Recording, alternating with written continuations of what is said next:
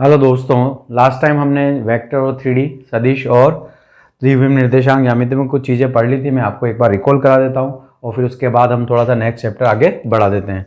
देखिए क्या क्या पढ़ा था बेटा हम लोगों ने।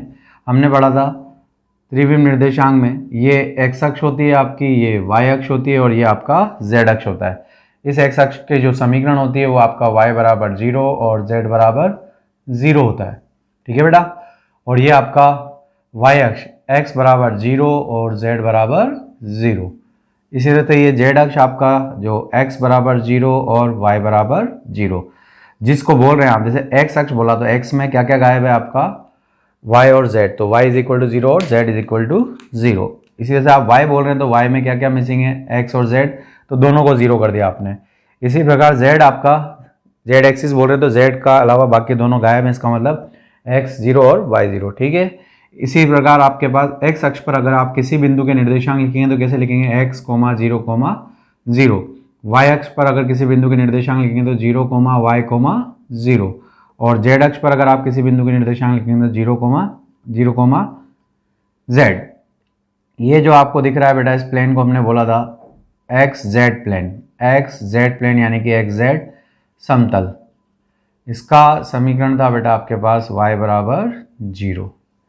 इसी तरह से ये वाला आपके पास जो प्लेन था, इसका जो समीकरण था वो आपके पास कितना होगा, एक्स वाई प्लेन।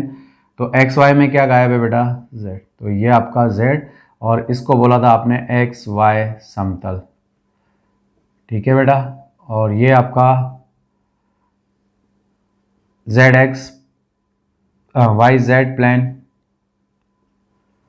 इसका समीकरण क्या था आपके पास, x बराबर 0। ठीक है। यहाँ पर आपके पास P बिंदु अगर आप हवा में लेते हैं x y z लिखेंगे। ठीक है। इसकी मूल बिंदु से दूरी थी आपकी OP, जिसे आपने लिखा था x square plus Y square plus Z square. इसी प्रकार आपने पढ़ा था P को अगर हम मूल बिंदु से मिलाते हैं, P को हम मूल बिंदु से मिलाते हैं और एक सदिश को व्यक्त करते हैं तो इसको लिखते हैं OP वेक्टर। इसको लिखते हैं xi प्लस वाई जे प्लस जेड के, और इसे हम बोलते हैं P का स्थिति सदिश। P का स्थिति सदिश, P का स्थिति सदिश, पोजीशन वेक्टर ऑफ P। ठीक। इस OP वेक्टर का अगर आप मोड लेते हैं तो वो आपके पास हो जाता है बेटा OP, और इसको लिखते हैं आप X square plus Y square plus Z square, जो आपको बताता है मूल बिंदु से दूरी। अगर आप बिंदु लेते हैं बेटा A x1, y1, z1, और दूसरा बिंदु लेते हैं B x2, y2, z2, तो यहाँ पर A B वेक्टर कैसे लिखते हैं बेटा आप, x2 माइनस x1 i के plus y2 minus y1 j के और z2 माइनस z1 k। अगर हम AB वेक्टर का मोड निकालते हैं तो वो आपके पास A और B के मध्य की दूरी होती है, जिसे आप दूरी सूत्र के रूप में भी याद रख सकते हैं, x2 माइनस x1 का whole square, y2 minus y1 का होल स्क्वायर और z2 माइनस z1 का होल स्क्वायर। इसी प्रकार हमने एक और चीज़ पढ़ा था बेटा a कैप। a कैप होता है A वेक्टर और उसके नीचे उसके मोड का भाग। तो यहाँ पर मोड कैसे निकालते हैं वो भी देख लीजिए बेटा, A1i, A2j और A3k। A वेक्टर का मोड होता है आपके पास A1 स्क्वायर, A2 स्क्वायर और A3 स्क्वायर, इसका अंडर रूट। अगर आप A वेक्टर में उसके मोड का भाग देते हैं तो ये आपका क्या कहलाता है बेटा, A कैप, और इसको हम बोलते हैं यूनिट वेक्टर या इकाई सदिश। क्या बोलते हैं बेटा इसको, यूनिट वेक्टर और इकाई सदिश। ठीक है बेटा। इसका मापांक कितना होता है, इसका मापांक यानी कि लंबाई, मापांक यानी कि लंबाई कितनी होती है बेटा, 1 होती है। लंबाई कितनी होती है, 1। इसको हम दिशा सदिश भी बोलते हैं या दिशा भी बोल देते हैं, डायरेक्शन ऑफ वेक्टर। ठीक है। सदिश की दिशा को हम A कैप से लिखते हैं। यहाँ तक हमने पढ़ा था। आगे हम इसमें पढ़ देंगे बेटा दिक् अनुपात और दिक् कोजैन। तो एक बार आप देख लेना, अगर आपने ये चीज़ वापस समझना है तो मेरा जो पहला वीडियो वो जरूर देख लें। आगे बढ़ते हैं बेटा। चलो बेटा आगे बढ़ते हैं। दिक् कोजैन तथा दिक् अनुपात क्या होते हैं बेटा, आगे हम इसको शॉर्ट फॉर्म में DCS ही लिखेंगे और इसको DRS लिखेंगे। दिक् कोजयों में बेटा दिक् वर्ड का मतलब होता है दिशा, दिक् का मतलब होता है दिशा, और कोजाइन आत्मी की आपने जो साइन कोस थीटा पढ़ा है उसमें जो कोस का होता है उसको हम बोलते हैं कोजाइन, ध्यान रखें। तो कोस की वो वैल्यू जो आपको दिशा का मान बताती है उसको कहते हैं हम दिक्कोजाइन, इंग्लिश में बोलते हैं डायरेक्शन कोसाइन, ठीक है बेटा। शॉर्ट फॉर्म में लिखेंगे DCS, और दिक् अनुपात डायरेक्शन रेशियोज, और इसको शॉर्ट फॉर्म में लिखेंगे हम DRS। तो ध्यान रखें आगे मैं DCS और DRS बोलूँगा। तो बढ़ते हैं, क्या होता है बेटा दिक्कोजाइन। यदि कोई रेखा या उस रेखा पर, यदि कोई रेखा या उस रेखा पर कोई सदिश आप लेते हैं A1I, A2J और A3K, रेखा बोलो या आप सदिश बोलो चलेगा दोनों ही केस में। यदि कोई रेखा x अक्ष के साथ अल्फा कोण बनाती है, x अक्ष के साथ अल्फा कोण बनाती है, y अक्ष के साथ बीटा कोण बनाती है, और z अक्ष के साथ गामा कोण बनाती है बेटा। यदि कोई रेखा x अक्ष के साथ अल्फा कोण, y अक्ष के साथ बीटा कोण और z अक्ष के साथ गामा कोण बनाती है, तो इन कोणों के साथ अगर हम कॉस ले लेते हैं, जैसे कि कॉस अल्फा, कॉस बीटा और कॉस गामा, तो ये कॉस अल्फा कॉस बीटा जो हैं ये उस रेखा के या उस सदिश के, उस रेखा या सदिश के, रेखा या सदिश के दिक्कोजाइन कहलाती हैं, जिसे मैं बोल रहा हूँ DCS, ध्यान रखें। Cos alpha cos beta cos gamma उस रेखा की दिक्कोजाइन कहलाती है। इसे हम L, M और N से भी व्यक्त करते हैं। तो L बराबर कितना होगा बेटा कॉस अल्फा, M बराबर कितना होगा बेटा कॉस बीटा, और N बराबर कितना होगा कॉस गामा, ठीक है बेटा। L, M, N से ही आगे व्यक्त किया जाएगा कॉस अल्फा कॉस बीटा और कॉस गामा। इसमें एक संबंध होता है बेटा L square plus M square plus N square is equal to 1।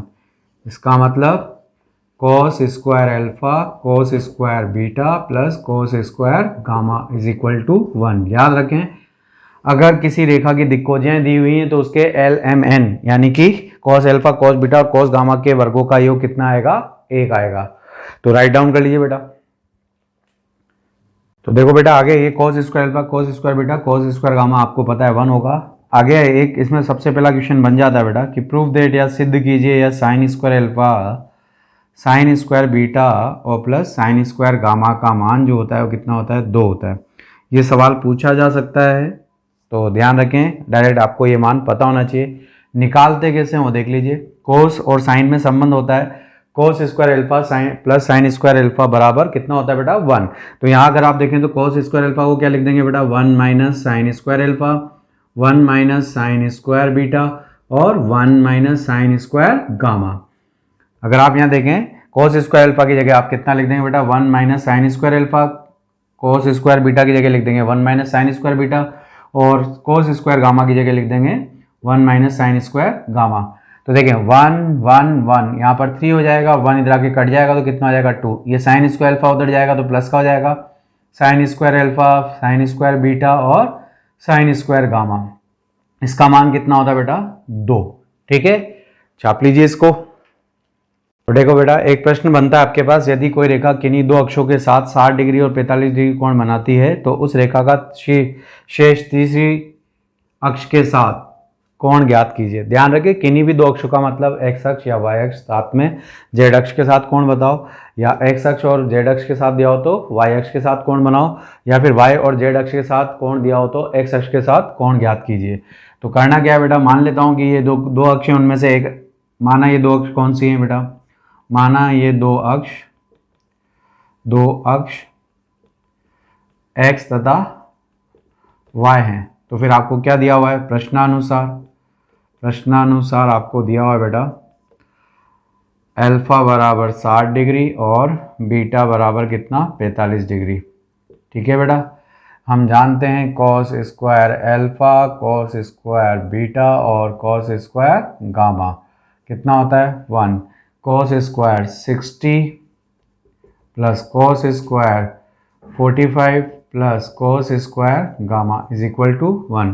Cos square 60, cos 60 का मान होता है बेटा 1/2, तो 1/2 का वर्ग यानी कि 1/4। कॉस 45 का मान 1/√2, उसका वर्ग 1/2, और यहाँ पर कितना है बेटा cos square gamma is equal to 1। तो कॉस स्क्वायर गामा बराबर में 1 माइनस 1/2 माइनस का 1/4। तो फाइनली आपको कितना मिलेगा बेटा 1/4। 4।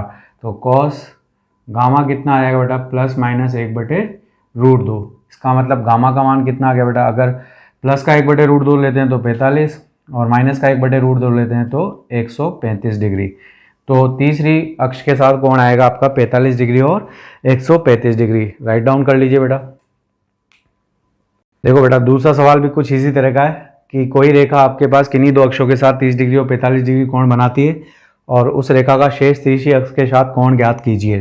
तो यहाँ देखें बेटा वापस सॉल्यूशन वही तरीका है। वापस अगर अपन देखें अल्फा बराबर कितना हो जाएगा 30 डिग्री और बीटा बराबर कितना हो जाएगा बेटा 45 डिग्री और गामा बराबर आपसे पूछा हुआ है। Same process, we know that cos square alpha plus cos square beta plus cos square gamma बराबर 1। हम जानते हैं कि इनके वर्गों का योग कितना होगा 1। कॉस स्क्वायर अल्फा यानी कि कॉस 30 डिग्री, कॉस 30 डिग्री का मतलब √3/2, उसका वर्ग कितना हो जाएगा बेटा 3/4 प्लस यहाँ पर कॉस बीटा वापस 1/√2 यानी कि 1/2 और यहाँ पर प्लस का कोस स्क्वायर गामा बराबर 1। तो यहाँ अगर आप देखें तो कोस स्क्वायर गामा बराबर 1 माइनस 1/2 माइनस का 3/4। एलसीएम लेंगे तो नीचे आएगा 4, यहाँ आएगा बेटा 4 माइनस का 2 माइनस का 3 माइनस का 1/4। तो कोस स्क्वायर गामा बराबर माइनस का 1/4।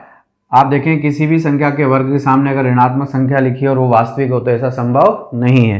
तो कोस की वैल्यू जो होती है बेटा वास्तविक होती है और उसके वर्ग का योग कितना, वर्ग का मान कितना देगा -1/4, जो कि संभव नहीं है।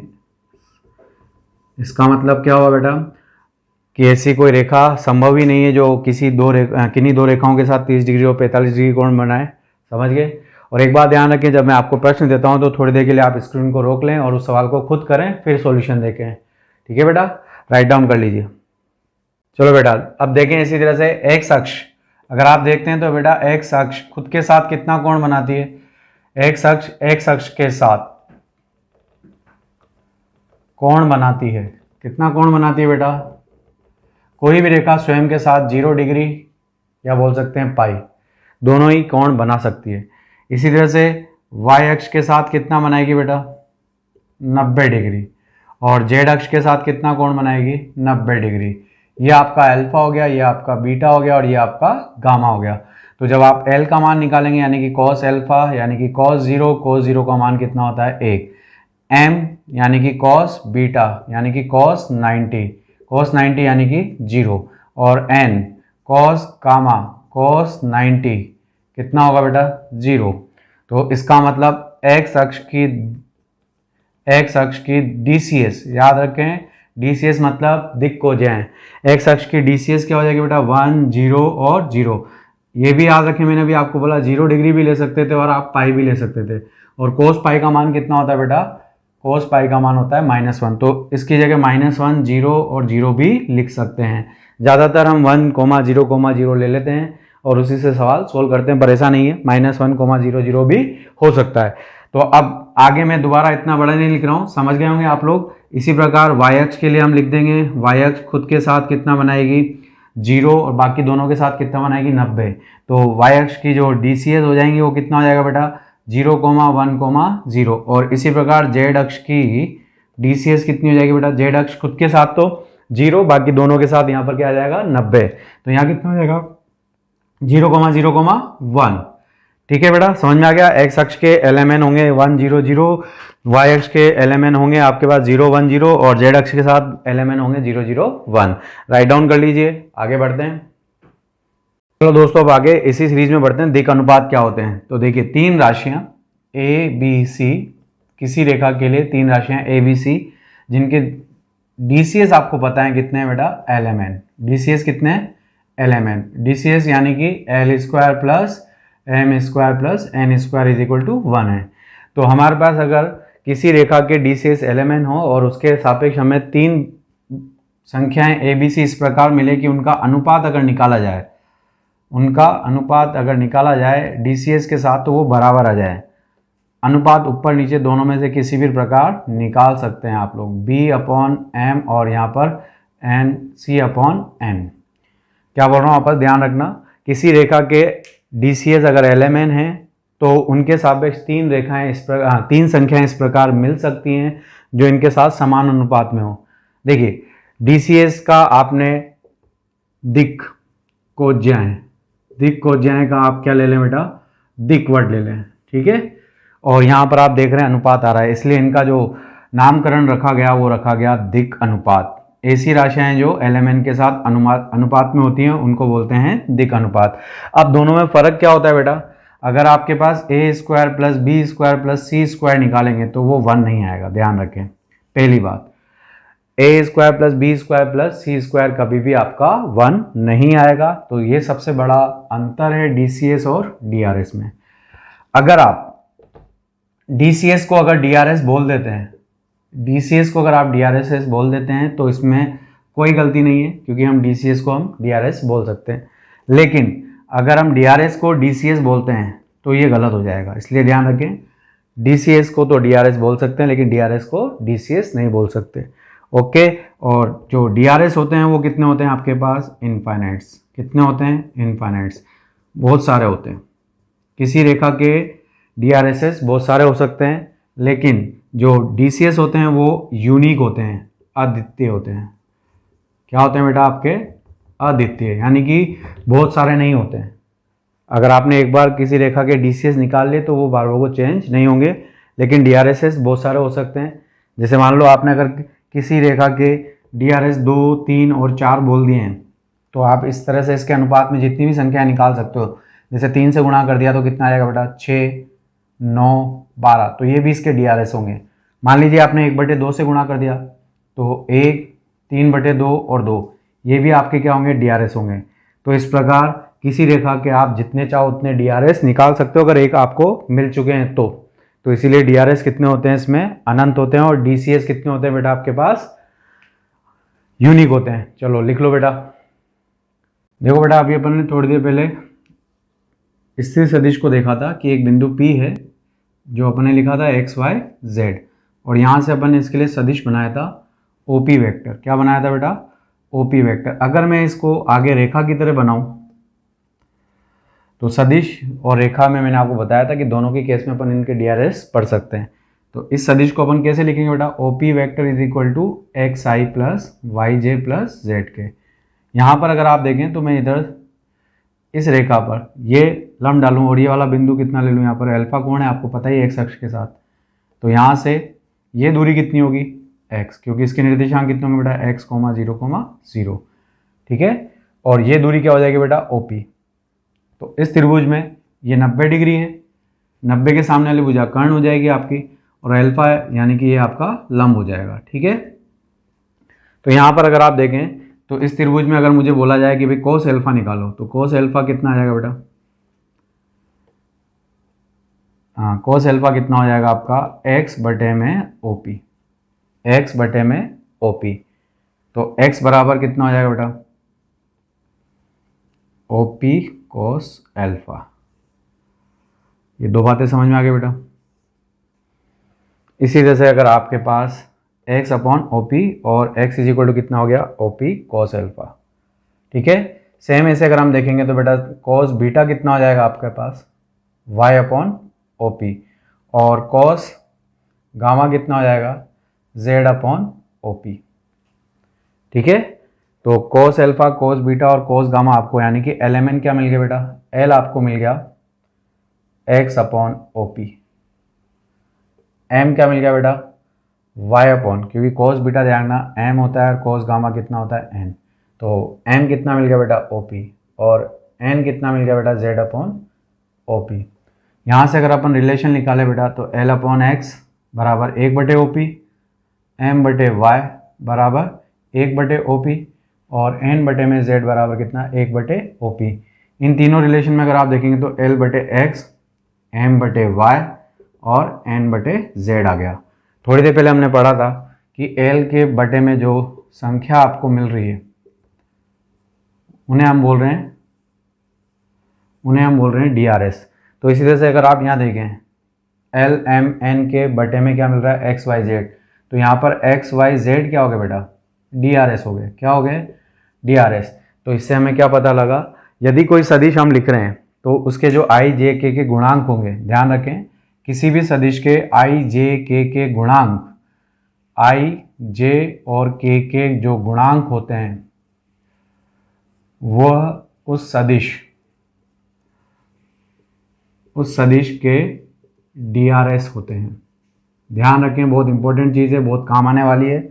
किसी भी सदिश में जो i, j, k के गुणांक होते हैं वो आपके क्या होते हैं बेटा, DRS। और इसी प्रकार अगर मान लीजिए इत्तेफाक से, या यूं भी बोलें कि जब हम इकाई सदिश लिखते हैं, क्या लिखते हैं बेटा, इकाई सदिश। कोई भी सदिश अगर अपन लिख रहे हैं, इकाई सदिश मान लीजिए क्या लिखते हैं, AI प्लस A2J और प्लस A3K। मैं इसको इकाई सदिश बोल रहा हूँ, इसका मतलब डेफिनेटली इसका मापांक कितना होगा, 1 होगा। इसका मतलब क्या हो बेटा, A1 square plus A2 square plus A3 square का मान कितना आया, 1। दूसरी बात, अभी हमने सीखा कि कोई सा भी सदिश लिख रहे हैं उसके i, j, k के गुणांक को हम बोलेंगे DRS। क्या बोलेंगे बेटा, i, j, k के गुणांक को बोलेंगे DRS। तो यहाँ पर ये साथ में A1, A2 और A3 क्या हो गए बेटा, DRS। क्या हो गए, DRS। और मैंने बोला बेटा इकाई सदिश, तो इसका मान भी कितना है, 1। तो देखो ऐसे DRS जिनका वर्गों का योग कितना आ रहा है, 1, तो वो DRS नहीं होंगे, क्या हो जाएंगे, DCS।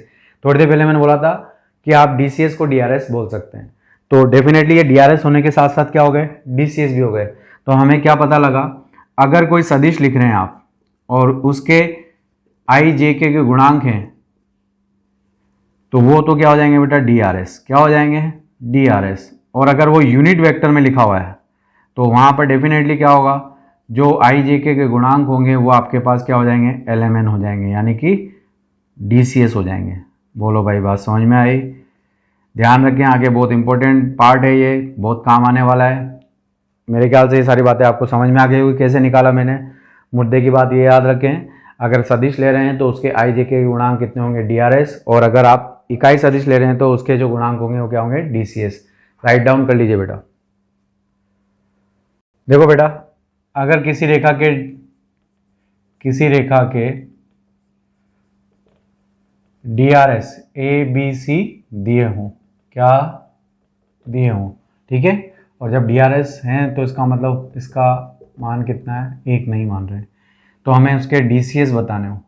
तो DCS यानी कि LMN कैसे बताते हैं बेटा, L बराबर होता है A plus minus upon under root A square plus B square plus C square. M कितना होता है, plus minus B upon under root A square plus B square plus C square. और N बराबर कितना, plus minus C upon under root A square plus B square plus C square. अगर आपको ABC दिए हों तो आप LMN इससे निकालेंगे, ठीक है बेटा। इसी प्रकार अगर कोई रेखा A x1, y1, z1 और B x2, y2, और z2 से गुजरती है, तो हमने सीखा है बेटा AB वेक्टर कैसे लिखते हैं। AB वेक्टर होता है आपका x2 minus x1 i cap, y2 minus y1 j cap और z2 minus z1 k cap. फिर हमने अभी थोड़ी देर पहले पढ़ा था बेटा कि i, j के गुणांक क्या बताते हैं आपको, i, j के गुणांक आपको बताते हैं DRS उस सदिश के, या फिर हम बोल सकते हैं उस रेखा के। तो यहाँ पर इस रेखा या क्या बोले बेटा, सदिश, दोनों ही केस आप बोल सकते हैं कि DRS क्या हो जाएंगे बेटा, DRS हो जाएंगे यानी कि A x2 minus x1 B y2 minus y1 C z2 minus z1। रटने की जरूरत नहीं है, ध्यान रखें, आपको मैंने पहले बता दिया है किसी भी सदिश के i, j, k के गुणांक क्या होते हैं बेटा, DRS। तो इस बात को याद रखेंगे तो ये अपने आप याद रह जाएगा, रटने की जरूरत नहीं है। बच्चे रटते हैं कि दो बिंदु से जाने वाली रेखा के DRS क्या होते हैं, x2 minus x1 y2 minus y1 और z2 माइनस z1। इसकी जगह अगर ऐसे समझेंगे तो फायदा होगा। दूसरी बात, अब आप अगर देखो मेरे को इस AB वेक्टर को क्या बनाना है, यूनिट वेक्टर, इकाई सदिश बनाना है। तो अभी अपन ने सीखा था बेटा AB वेक्टर के ऊपर लगा देते हैं केप। तो यहाँ क्या आ जाएगा बेटा, AB vector upon mode of AB, ठीक है। या यूं भी बोल सकते हैं AB वेक्टर बटे में कितना, AB, यानी कि रेखा AB की लंबाई। अगर आप देखें तो थोड़ी देर पहले भी फॉर्मूला मैंने आपको रिकॉल कराया था, x2 माइनस x1 का whole square, y2 minus y1 का होल स्क्वायर और z2 माइनस z1 का होल स्क्वायर, इसका अंडर रूट होता है। तो यहाँ पर अगर आप देखें तो AB वेक्टर में मैं भाग दे रहा हूँ, तो क्या आएगा बेटा, AB कैप कितना आ जाएगा बेटा, x2 माइनस x1 बटे में कितना आ जाएगा बेटा, AB i cap, y2 minus y1 j बटे में AB, और कितना आ जाएगा बेटा, Z2 minus Z1 J cap K cap और बटे में कितना बेटा AB।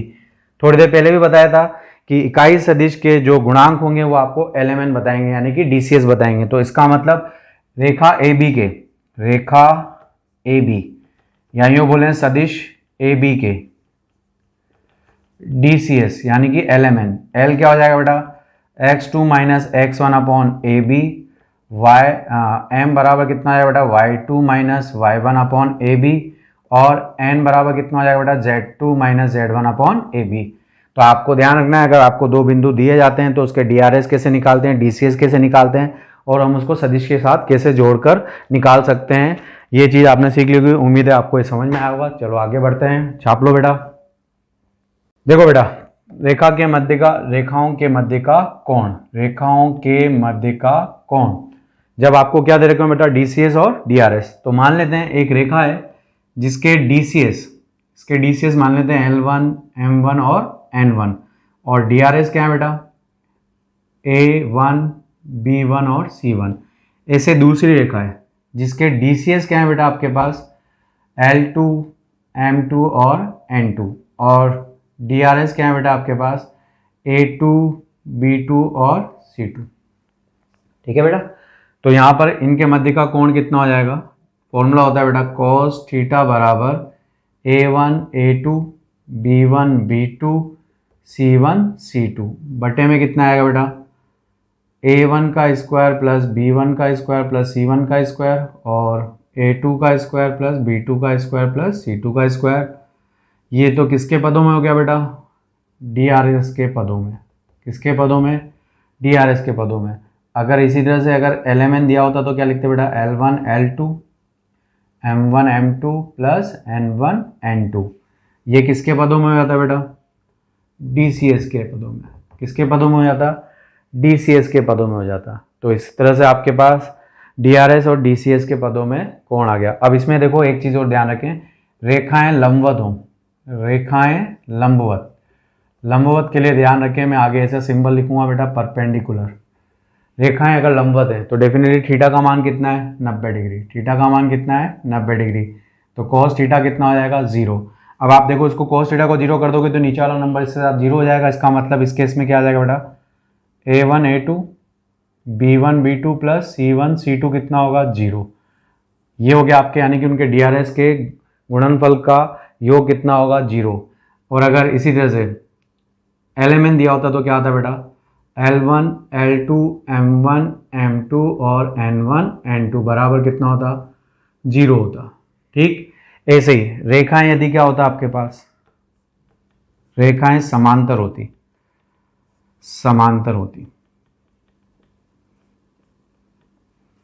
तो समांतर होती तो क्या होता बेटा A1 upon A2 B1 upon B2 और C1 अपॉन C2।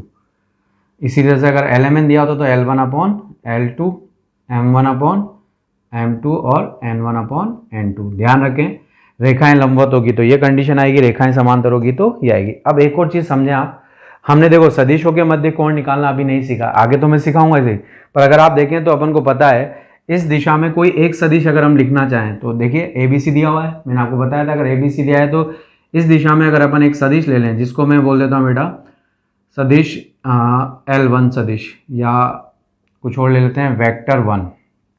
वेक्टर 1 कितना हो जाएगा बेटा A1I B1J और C1 के, समझ रहे हैं। इसी तरह से इस दिशा में कोई सदिश ले लेते हैं उसको बोल लेते हैं हम वेक्टर 2 सदिश 2। तो A2I प्लस B2J और C2 के।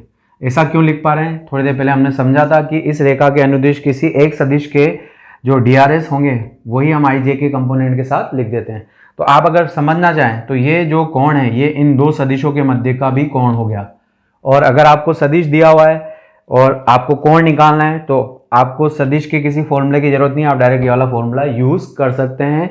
एक साथ दो फॉर्मूले आपके यूज हो गए कि अगर हमें दो सदिशों के मध्य कोण निकालना है तो क्या हमें उसका कोई फॉर्मूला याद होना चाहिए, नहीं। अगर आपको सदिशों से DRS लिखना आता है तो ये फॉर्मूला उसका बन चुका है बेटा, ध्यान रखना। अगर सदिश दिए हो तो पहले हम DRS लिख देंगे और DRS लिख देंगे तो ये फॉर्मूला बन जाएगा। ठीक है बेटा, चलो आज के लिए इतना ही काफ़ी है। आगे के वीडियोस में मैं आगे इसके और टॉपिक डाल दूंगा। आपको अगर ये मेरा वीडियो पसंद आ रहे हैं, अच्छा लग रहा है तो अपने दोस्तों को शेयर करें, लाइक करें और सब्सक्राइब करें। और अगर इसमें कुछ कमी आपको लगती है कि सर हमारे को अभी और ये भी बताना था, तो वो अब आप मेरे को मैसेज कर सकते हैं। मेरी तरफ से मैं धीरे धीरे और वीडियो डालता जाऊँगा, थोड़ा टाइम लगता है बेटा। ओके।